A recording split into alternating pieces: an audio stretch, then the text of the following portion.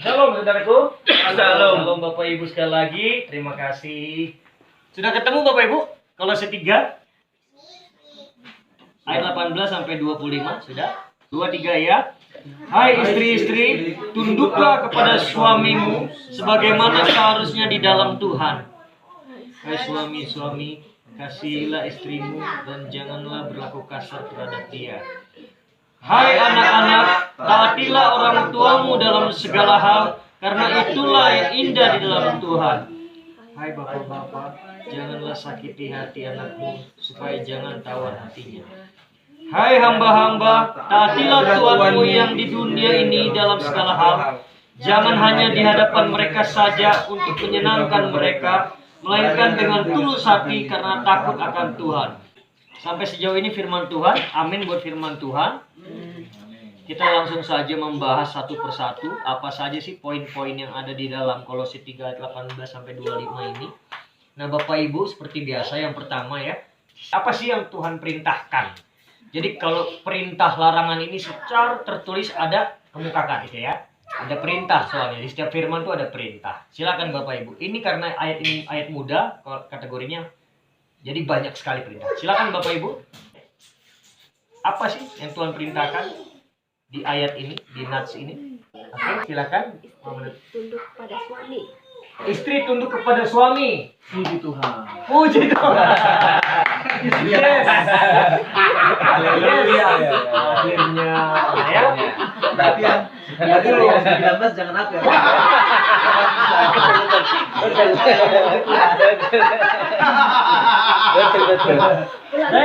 Saya verifikasi dulu nih. Mama Jesus setuju kan? Setuju ya? Iya, Kalau suaminya mengasihi istri. kalau Saskia nanti belum jadi istri, gitu ya. Oke, silakan Mama Yesua tadi mau berbicara. Sama? Oh sama, wah, ternyata benar ya. Langsung disoroti. Ya, oke, sekarang giliran suami. Oh enggak, anak-anak dulu, silakan. Ayat 22. Oke. Hai hamba-hamba, taatilah Tuhanmu yang di dunia ini dalam segala hal.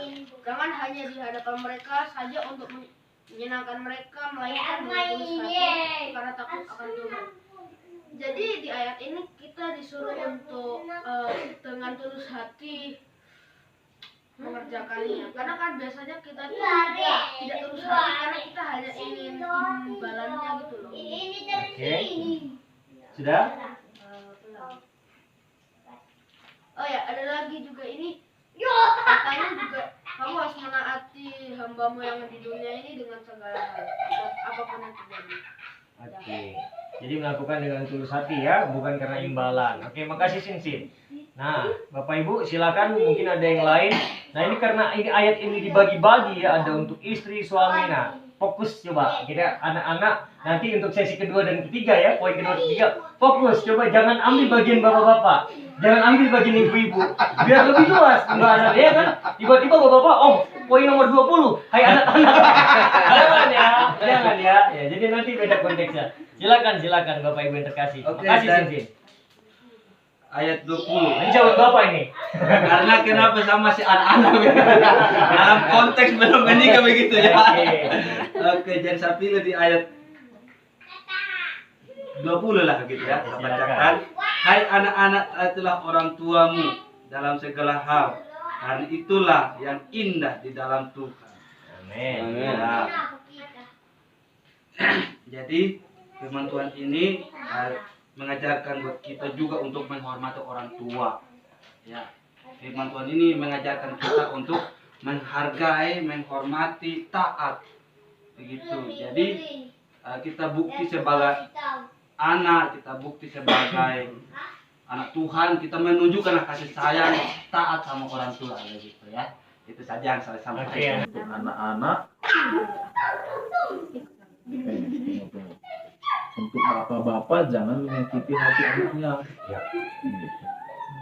Yo, yang lain. Oke. Larangannya untuk suami-suami jangan kasar sama istri. Untuk bapak-bapak jangan apa itu? Jangan menyakiti anak-anaknya. Silakan bisa dikembangkan juga jadi subpoint itu Bapak Ibu. Nah, kayak larangan yang tadi dibilang Bapak Nathan, saya tambahkan ya, menyakiti anak seperti apa sih? kan masih luas ya. Menyakiti anak, contohnya membandingkan anak ya. Yang di sana pintar, yang kokam enggak, itu sebenarnya nggak boleh. Apalagi saya kalau di Pak Gembala sama Bu Gembala selalu saya diberi nasihat kayak gitu, karena kan backgroundnya pendidik Bapak Gembala kita ini, Ibu Gembala juga guru. Ternyata kalau Bapak Gembala, Ibu Gembala mengingatkan ada cara mendidik yang baik, membandingkan anak itu bukan pendidikan yang baik. Jadi buat anak drop. Nah itu poin yang saya ambil dari Pak Nathan. Silakan yang lain mungkin.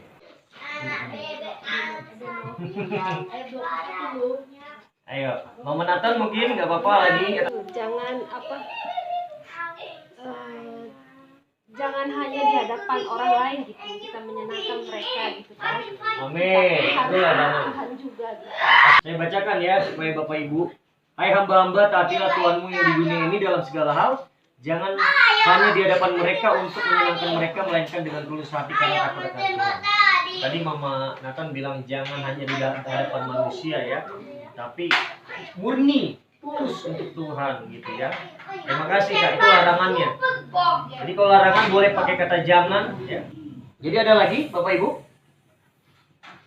Jika yang kamu perbuatlah dengan segenap hatimu, seperti untuk Tuhan dan bukan untuk manusia. Jadi firman Tuhan ini istilahnya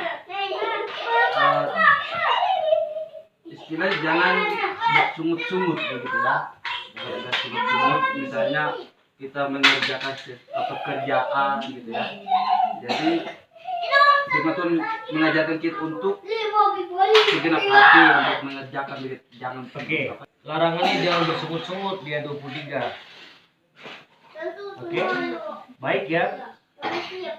Saya juga mendapat pandangan dia 23. Jangan melakukan sesuatu itu salah motivasinya ya. Ya, nggak lurus. Nggak lurus. Sering kita pelakunya kok gitu. Kita. Jadi bukan saya doang gitu, bukan Bapak Ibu doang, kita sering nggak lurus. Makanya firman Tuhan untuk meluruskan gitu ya. Nah, Buat kesalahan. berbuat kesalahan, betul, langsung ya. Berbuat kesalahan dilarang. Berarti kalau berbuat kesalahan ada dampaknya. Nah, yang dilarang apa? Karena Tuhan tidak memandang orang, jangan kira karena kita anak kita lepas dari tuayan yang kita lakukan. Kan sering kita, saya anak raja. Saya orang pilihan. Tuhan sayang sama saya. Ya, ada tuayannya. Kalau kita salah ya ada tuayannya. Kalau kita salah nggak disuruh ke warung malah main-main sama orang tua ya ada kesalahannya, entah dicubit kita nanti, entah diapain. Nah, itu tuayan. Jangan kira kita lolos dari tuayan. Gitu ya. Ada konsekuensinya. Segala sesuatu ada konsekuensi. Larangannya jadi jangan menganggap sesuatu itu tidak berkonsekuensi. Apalagi yang namanya mistake atau kesalahan, ya. Kalau bahasa karunya kesalahan apa ya Bapak Ibu? Enggak ada ya, tetap kesalahan ya. Salah ya? Oke, salah. Kirain ada khusus gitu. Oke, silakan Bapak Ibu lagi mungkin ada larangan. Sama-sama katakan. Amin.